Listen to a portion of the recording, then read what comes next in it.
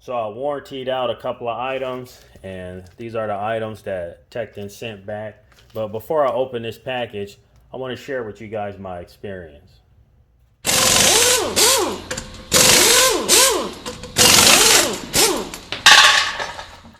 All right, guys, so I'm going to warranty out 3 items, 2 of which is Tekton's fault. That's going to be this 7/32 socket that we can see is actually not a 7/32, and it's more of a torque socket. So that was a design flaw on this. And then also this socket here. So the next socket is this 1/2" socket I need to warranty out. You can see here that this socket looks like it's been used. There's some swirl marks right here, and I have no idea what this is inside this socket, but this is the set that they sold me. Both that 7/32 socket and this one were kind of defective. So they claim that they'll cover the shipping if they made the mistake. So we'll see what happens. So next up down the line, another defective tool that I got from them is one of these. Here it is. So here's an Allen socket, and you can see it doesn't stay inside the socket. All right, so these are the 3 items that Tekton sold me that are defective. So like it states on their website, supposedly they'll cover the shipping if you know, they made the mistake. So you know, we'll check that out and we'll see if they'll really cover the shipping or not. Before we head over to the website, guys, I took a closer look at this before I waste Tekton's time and make sure that this is not something that's an error on my part. But if you see here, what does that look like? That looks like maybe a hex. And if you look in there, you can see like some sort of set screw to hold this thing in. So I'm gonna see if I can actually tighten this up. Okay, guys, so yeah, no need to reach out to Tekton about this. There is a set screw here, so you can remove these and put them back in if you want to, and you can sort of loosen it and tighten it up. So this is a 2mm Allen key, and as you can see, you just snug that up, and voila, and it's in there nice and tight. So if you do own any of these extra long Allen sockets by Tekton, you might want to grab a 2mm Allen key and just go through all of them and make sure they're all snug so they don't fall out on you. So yeah, anyway, no need to reach out to Tekton about that, but we will head over to the website and send them a picture of this, and we'll see if they'll take care of the shipping costs. So over here in the returns portion on their website, you can see where I highlighted it. It says if you're sending items back because we made a mistake, then the return shipping is on us. So I'm gonna go ahead, fill out this information and see if they actually cover it. So I got the information filled out, added a little description here. It says, "Hello Tekton Tools, I hope everyone is doing well out there in Grand Rapids. I have 2 defective sockets that came in a set. The 12-point quarter drive 7/32 socket, or item number SHD02205, is not a 12-point, it's actually an inverted torque socket. The 12-point quarter drive 1/2" deep socket, or item number SHD03213, came rusted and appears to be used." So got that information filled out, took a couple of pictures, and I'll get that submitted and we'll see what happens. Okay, so after I hit submit, I immediately got this message from Tekton that says we're on it, and there's a reference number for the warranty that I submitted. So a little under 24 hours, I received this email stating that my items had already shipped. Yes, I did not get charged shipping. In fact, they didn't ask for the defective sockets back or anything. I woke up the next morning to check my email, and this is what was in my email. Tekton had already shipped it off. So yes, if there is an issue that's Tekton's fault, they'll just ship you out another one. And in my case, they didn't ask for the defective items back. They just shipped me some new sockets. All right, so let's open this up and see what they sent back.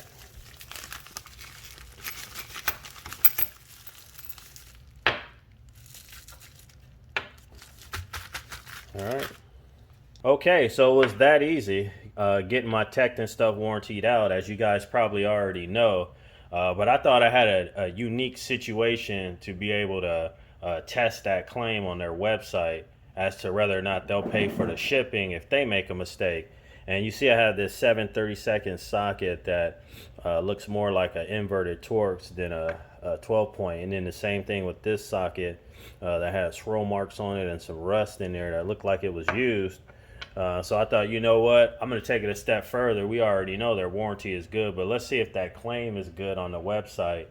And it was true in my case. So I put in my information as requested on their website. I explained the situation, and within a matter of like 24 hours, I already had a tracking number for these new sockets coming. So we all know their warranties is good, but honestly, they just flat out got good customer service because I accidentally didn't update my information on their website, so they sent it to an old address.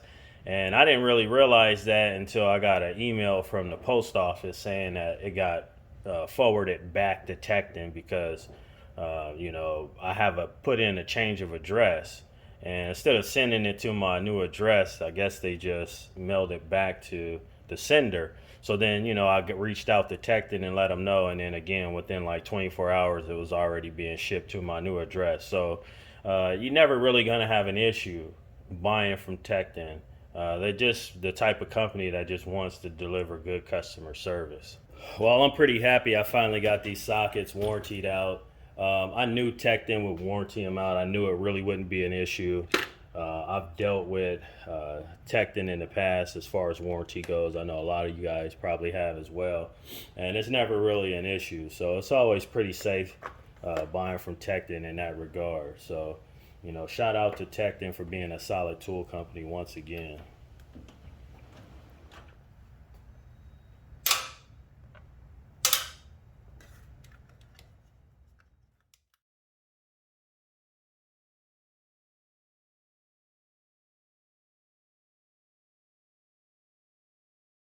Just a little bonus footage on my Tahoe. You can see I got this fog light put in here. And I actually got that bottom part of the bumper fastened up because I was kind of drooping. Place these windshield wiper arms as well as the windshield wiper blades. So in the interior, I put down some WeatherTech mats, and I also installed a wireless charger pad. So if you take a look here, you can see the wire going through where I tied the power in to the back AC controls in the back. So this is a wireless charger pad. So I also put in a window regulator over there because the window was getting stuck halfway. So I put in a new window regulator and motor. It's kind of one assembly, and so the windows are working nice and smooth now.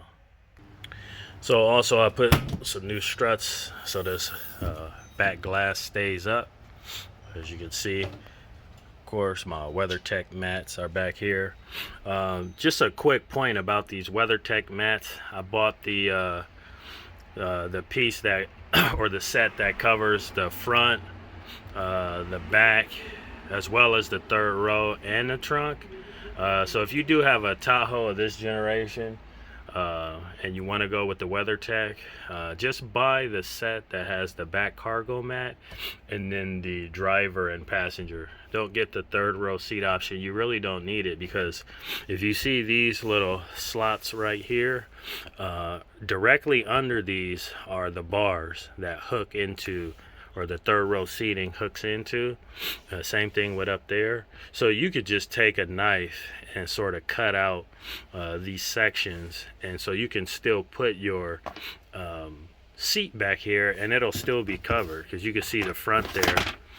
It's still covered for anyone sitting back here. So WeatherTech doesn't tell you that, of course, and so you end up buying a more expensive set, which you don't really need. Also, same thing for the trunk. Put new struts up on these too, because those were busted. Okay, so under the hood you can see I got a new alternator on there. I also got new ignition wires and new spark plugs. I also removed the air cleaner assembly and cleaned out the throttle body, which is really bad. Got a new air filter in there, cleaned out the mass airflow sensor, and changed the motor oil. So I also programmed a new key fob, which is easy to do on these GM vehicles. If you do want a newer style key fob like this for an old Gen 2 Tahoe or Suburban or Yukon, you can update them and use this type of key fob. It's the same exact process as programming an old one, believe it or not. So that's a little hack if you're not familiar with that. Only reason why I didn't do it because I already have a key fob that looks like that, and I need to be able to tell them apart from my truck from the Tahoe. Okay, so some more upgrades I plan on doing inside is obviously getting rid of this radio. You can see all the stuff faded on here. There's a knob that's missing. You can buy a knob set. I think Dorman sells a kit where you can literally just replace like all these buttons and knobs. Just putting that out there. But I obviously want to upgrade this so I could get a reverse camera, because I want to do some towing with it. So I want something touchscreen with a reverse camera on it. Then I need to replace this HVAC controller right here as well, because sometimes you can't really tell what temperature you have it set to. The screen, the numbers get all glitchy, and then sometimes it takes like 4 or 5 times of hitting the AC button before I can hear the compressor kick on. So that's going to be an upgrade. So the last thing I think I need to do to this vehicle after I get all that stuff upgraded is the suspension and steering. And that's really the main problem with this vehicle. Everything else works great. The 4-wheel drive works great. The transmission shifts beautifully. The motor has plenty of power. It runs great.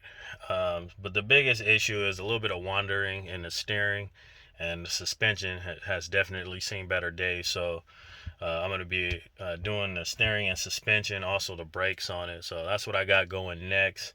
And most importantly, it passed smog emissions here in the state of California, and I got it registered. So yeah, that's the update on the Tahoe. I may do a video on some of the steering and suspension repairs, or perhaps the brakes. I don't know yet. But anyway, that's a little bit of bonus footage.